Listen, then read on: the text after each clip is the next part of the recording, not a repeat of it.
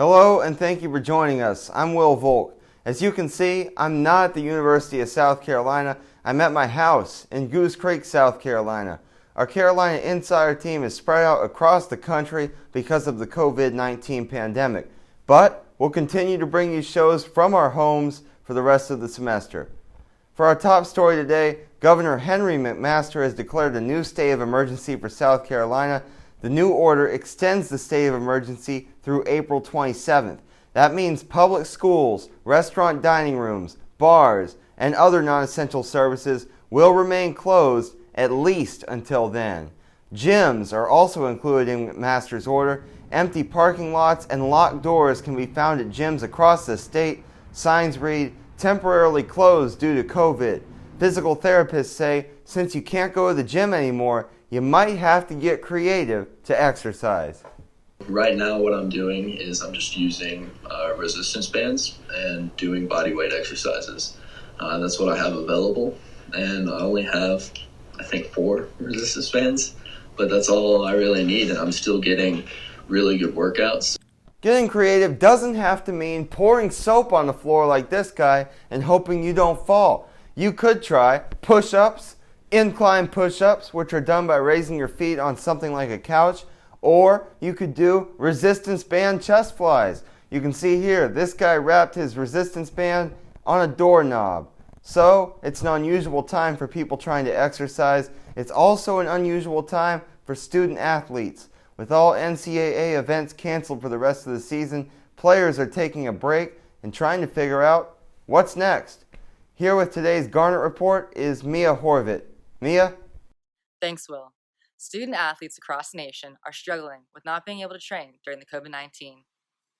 With all facilities closed at the University of South Carolina, athletes are having to navigate new ways to practice. It was a quick turnaround when players were no longer competing and representing the Gamecock Nation. Most sports were just getting started, and for some athletes, their college career has come to an end. With the NCAA granting only spring sport athletes an extra year of eligibility, there is some concern. But for now, all student athletes must continue to work out from home. My game is being pushed back, which is difficult because I'm used to playing tennis every day. Although I'm glad that I'm getting an extra year, but I'm curious to see how it will plan out with my academic schedule for the future. Players can no longer practice at school, but in the meantime, practicing social distancing will keep their community safe. Back to you, Will. Thanks, Mia. In other sports news, South Carolina football coach Will Muschamp says he wants to do something for the community during this pandemic.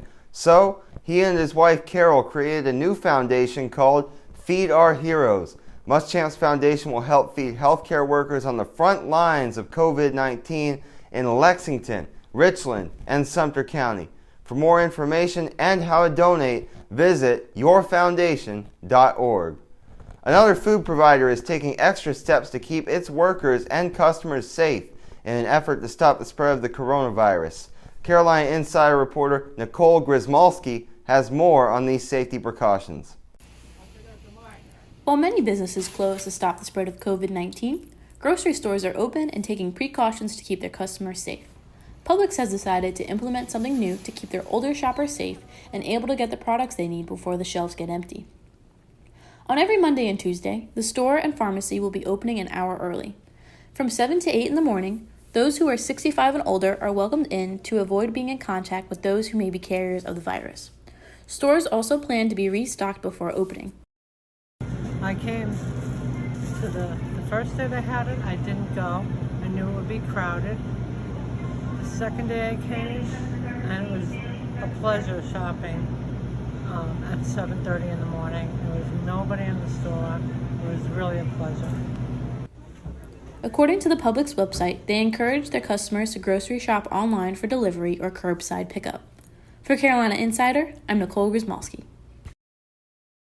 Finally today, an 81-year-old South Carolina woman is recovering from COVID-19. Louise Beal was released from Trident Medical Center in Charleston after fighting the virus for 11 days. Beal was met with a celebration as she left the hospital.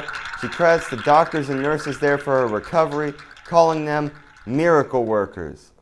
And that's it for this edition of Carolina Insider, a student production from our homes across the country and the School of Journalism and Mass Communications at the University of South Carolina. Thank you for joining us, and we'll see you back here soon.